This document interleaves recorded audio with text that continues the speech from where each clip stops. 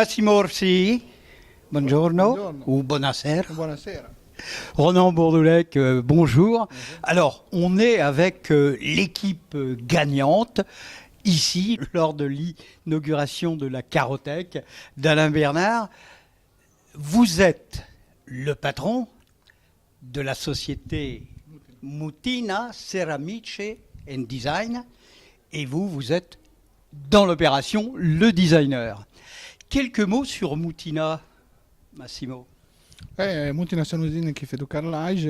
En Italie, je suppose. En Italie, existe depuis fin 2005.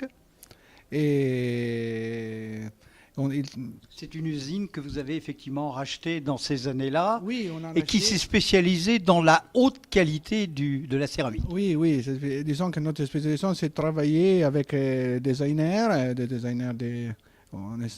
importants et c'est disons, la partie plus importante de notre travail, c'est ça. Oui, la technique, vous connaissez. Alors, justement, vous me tendez la perche, hein, le designer, Ronan Bourdoullec. Quelle est la difficulté de designer, entre guillemets, car vous le disiez tout à l'heure avec beaucoup de simplicité, ce métier n'est pas reconnu. Bon, il n'est pas, reconnu statutairement. Tout à fait. Non, mais parce que là, je parlais de la France et je parlais du fait qu'en effet, l'importance du design n'est pas tout à fait comprise. Si on prend sa juste valeur. Sa juste valeur, parce que si on considère les grandes réussites économiques de ce nouveau siècle, c'est Apple, c'est Nike, c'est tout un tas de produits dont le design est à l'initiative. Des entreprises qui considèrent que la recherche est leur force. La recherche et le fait de faire un bon projet, c'est ce qui fait que le projet marchera. C'est aussi valorisant parce que c'est pas simplement essayer de vendre des choses qui n'ont pas de sens, mais essayer de vendre des choses qui sont conçues avec qualité, intelligence, dans de bonnes conditions. Et en général, quand on remplit à tous ces critères, l'objet ou le projet a une réussite économique qui est préparée. Donc, et en France, c'est pas très bien compris. En France, un designer, c'est un pseudo-artiste qui a une idée et qui remet un croquis et dont l'industriel s'empare. En fait, c'est un travail de collaboration. C'est un travail de collaboration. Et également, vous le disiez d'une certaine manière, un Massimo également, c'est un travail qui ne peut se concevoir que si on est en phase avec le client final. Je veux dire, vous avez la chance de pouvoir choisir vos clients. S'il n'y a pas le feeling, il n'y a pas le business. Bien sûr, mais je suis tout à fait d'accord de ce que dit Ronan.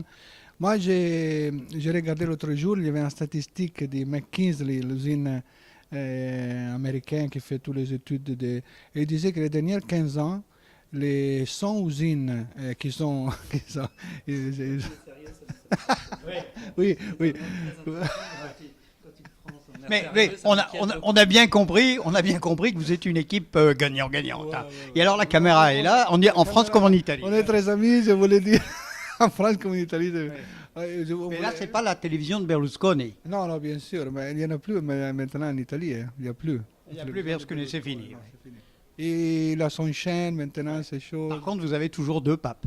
Un en activité et un en retraite. Ça, c'est plus important. Il faudrait parler pour une heure de ça. C'est quelque chose quand même d'historique. Non, je disais que les usines qui ont monté beaucoup dans les dernières années, elles sont des usines qui se sont dédiées au design. Comme disait Rona, ça c'est très important parce que quand on a commencé avec Mutina, beaucoup de gens ils croyaient que le design c'est un siège jaune et pas très confortable.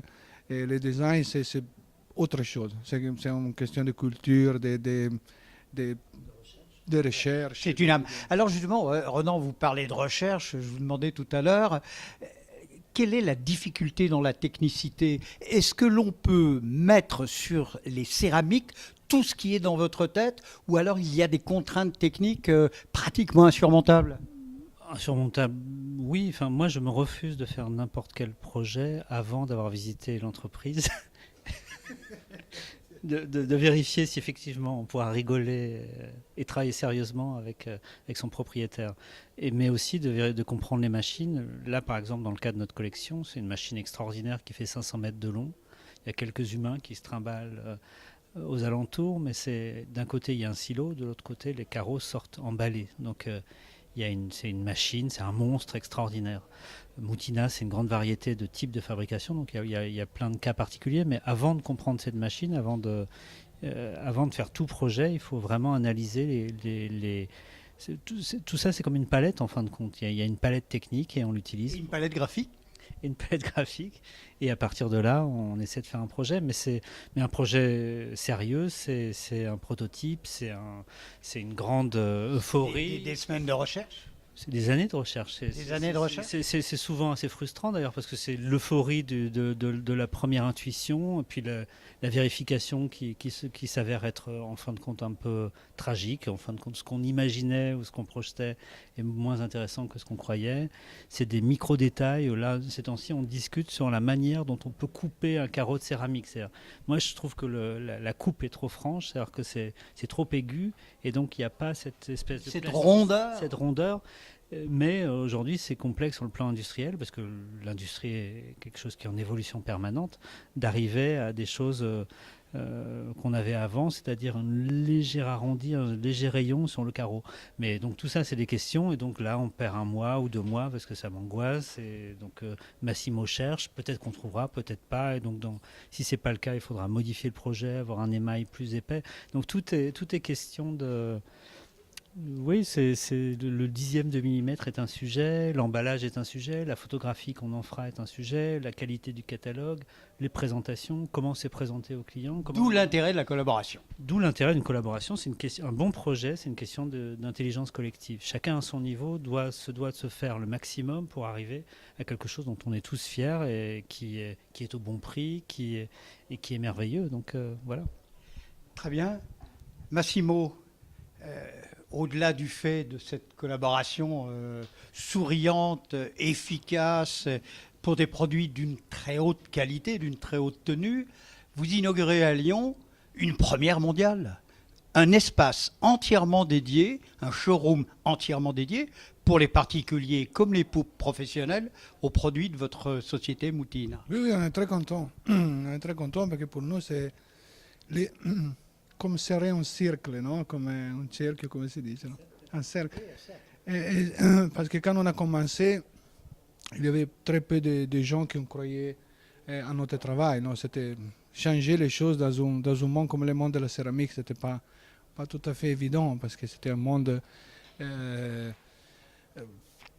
on a essayé d'amener dans notre monde quelque chose qu'il n'y avait pas. Et aujourd'hui, si vous voulez, c'est très bien de voir ça parce que c'est un petit peu l'aboutissement de votre travail. Voilà. C'est pas l'aboutissement parce qu'il faut aller beaucoup plus loin. Oui, c'est pierre après pierre, hein, comme on dit dans le bâtiment. Non, c'est vrai. Ça montre, parce que c'est une entreprise qui est jeune. Moutina existe depuis plusieurs décennies, mais c'est une entreprise qui a été rachetée en 2005 et qui, à partir de là, a complètement modifié l'approche. Moutina a fait sa mutation. C'est ça. Très bien. Mais on l'a dit tout à l'heure, on a dit que dans un contexte où l'industrie de la céramique est surtout organisée dans le fait d'essayer de faire au plus bas prix de la copie de pierre ou de la copie de bois, de plancher.